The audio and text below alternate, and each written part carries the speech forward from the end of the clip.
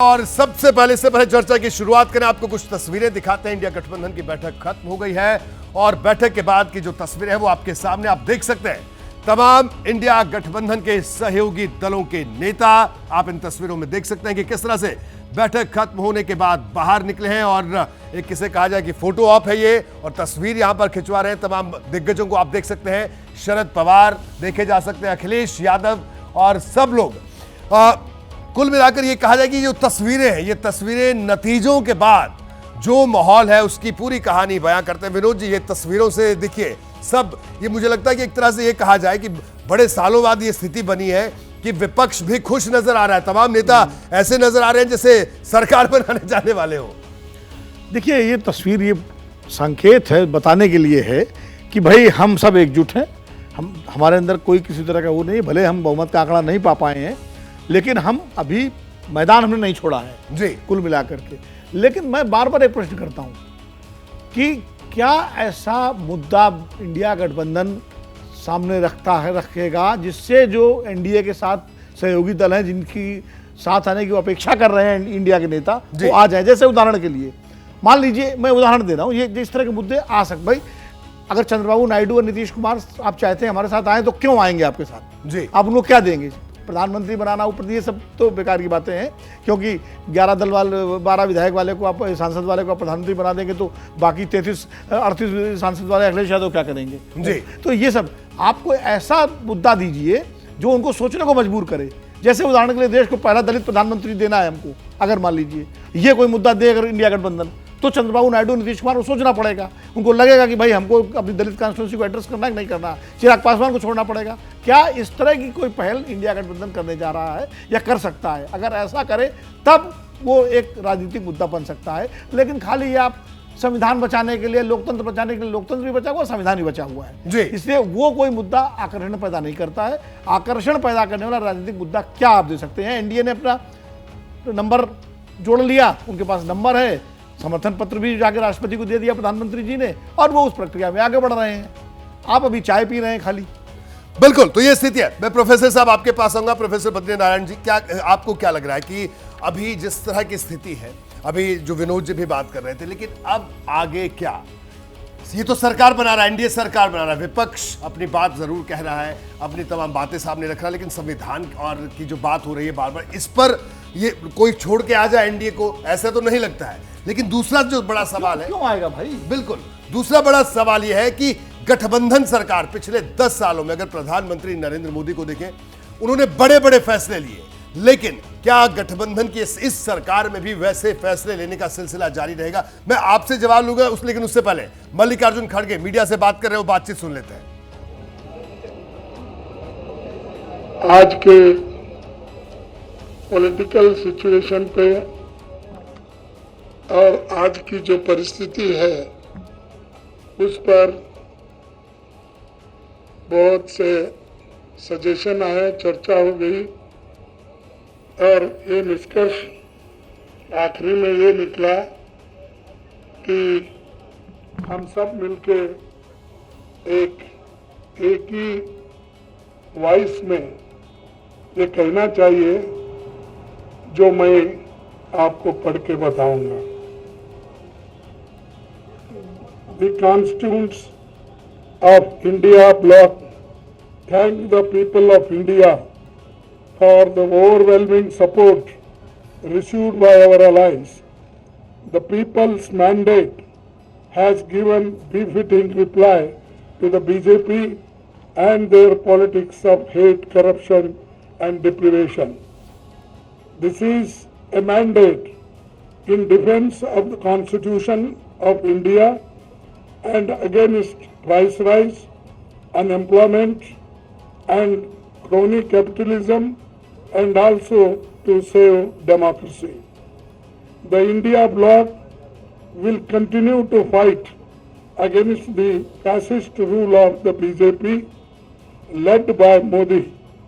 We will take appropriate steps at the appropriate time to realize the people's desire not to be ruled by the BJP's government, and this is our decision, and we all together agreed on these points, and will definitely, whatever promises we have given to the people, that we will keep it up. And just I want to tell this. Thank you very much. तो अब मल्लिकार्जुन खड़गे को सुन रहे थे India की बैठक के बाद, इंडिया ब्लॉक की बैठक के बाद, वो साफ तौर पर उन्होंने ये कहा कि जी जी जी जो बात मैंने कही तो मैं उसके उदाहरण देना दो। प्रधानमंत्री नरेंद्र मोदी ने राष्ट्रपति पद के लिए द्रौपदी मुर्मू का नाम प्रपोज किया जी। तो जो उनके खिलाफ जो पूरा ब्लॉक था उसको सोचना पड़ गया, जेएमएम को सपोर्ट करना पड़ गया, बहुत सारे दलों को, क्योंकि उन्होंने एक मुद्दा दिया कि भाई देश में पहली महिला राष्ट्रपति बने, वो भी आदिवासी महिला।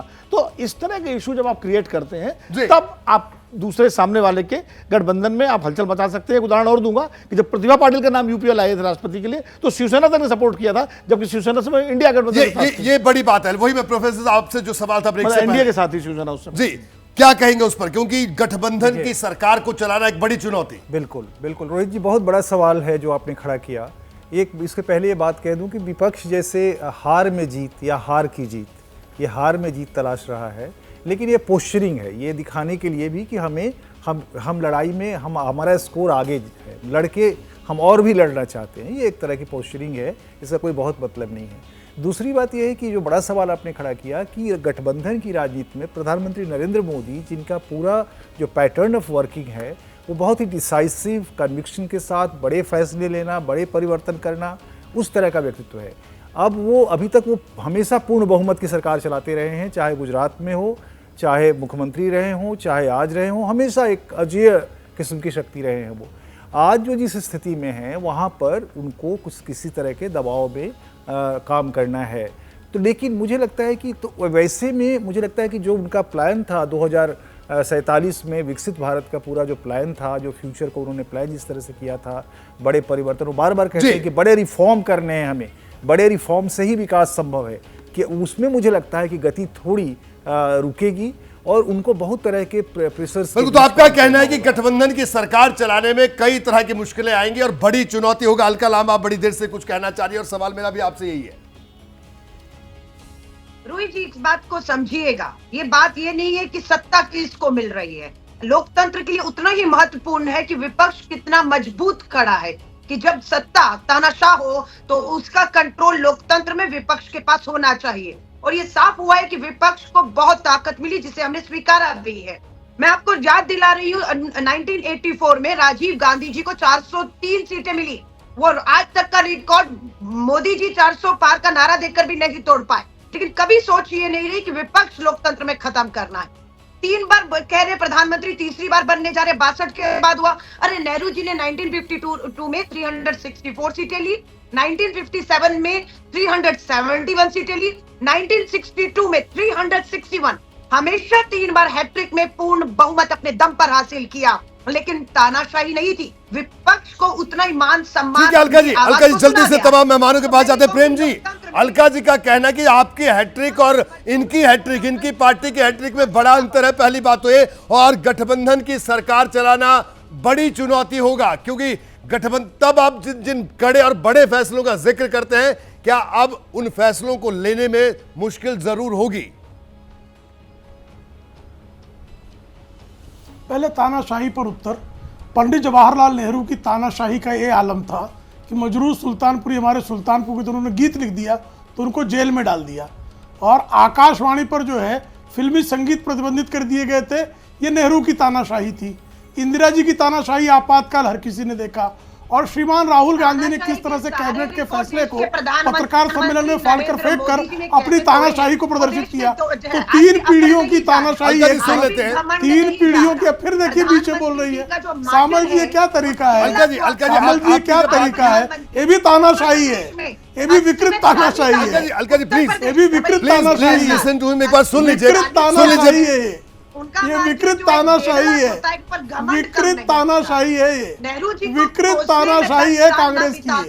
कांग्रेस की विकृत तानाशाही है ये। नेहरू जी को सामल जी, इस विकृत तानाशाही को आप रोक नहीं पा रहे हैं। अलका लांबा जी, ये विकृति वक्त को कम जो है, है मैं आप चाहूंगा रोक प्रेम नहीं जी पा की रहे। बात पूरी हो जाए। ये जब विकृति आप है। बोल रही थी तो मैंने ये किसी को नहीं बोलने विकृति दिया। है। प्लीज अलका जी, इनकी विकृति बात है। सुनकर मुझे इस तरह से डिबेट करने की विकृति आदत नहीं है। है। प्लीज प्लीज अलका जी, आपकी बौखलाहट। प्रेम जी अपनी बात पूरी करिए। विकृति है ये, मुझे देखिए अगले किस मेहमान तरह के से पास जाना है। हुल्लड़ मुझे अगले मचा मेहमान रही के है। पास जाना है। प्रेम जी जल्दी से अपनी बात पूरी करें। देखिए तो 3 पीढ़ियों की तानाशाही, 3 पीढ़ियों की, फिर देखिए चिल्ला रही है, खड़े हुए हैं फिर चिल्ला रही हैं भाई, देखिए फिर चिल्ला रही हैं। सामल जी मुझे बोलना है कि तानाशाही के बोलिए। सामने आप नतमस्तक हैं। नहीं नहीं, हम किसी के सामने नतमस्तक नहीं। कांग्रेसी तानाशाही के समक्ष जब किसी का हमको किसी में बस नतमस्तक नहीं तो चलता होना। तो हम ही सामने मुझे आते हैं। लगातार बोल रही, मैं उनके बीच में एक शब्द नहीं बोला हूं। जी बोलिए बोलिए प्रेम जी, जल्दी से अपनी बात पूरी मैंने करिए। उनके बारे में एक शब्द उनके बीच में बोला हो तो बताइए। जी देखिए 3 पीढ़ियों की तानाशाही मैंने आपके सामने गिनाई, और इन 3 पीढ़ियों की तानाशाही का परिणाम है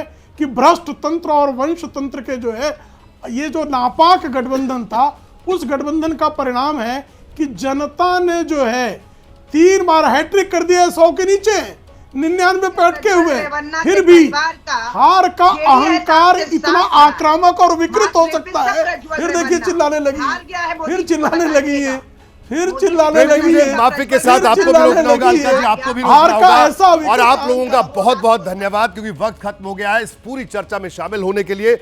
तो बड़ा सवाल यह है कि दोनों तरफ से सवाल उठाए जा रहे हैं। विपक्ष भी खुश है एक तरफ, और दूसरी तरफ सरकार बनाने वाली एनडीए भी खुश है। सबके अपने अपने दावे हैं। विपक्ष कह रहा है कि हम मजबूती से लोकतंत्र को बचाने की जंग में कामयाब हुए, तो दूसरी तरफ एनडीए यह बता रहा है कि तीसरी बार सरकार हैट्रिक बनाने में कामयाब हुई है। लेकिन कांग्रेस भी अपनी हैट्रिक की याद दिलवा रही है।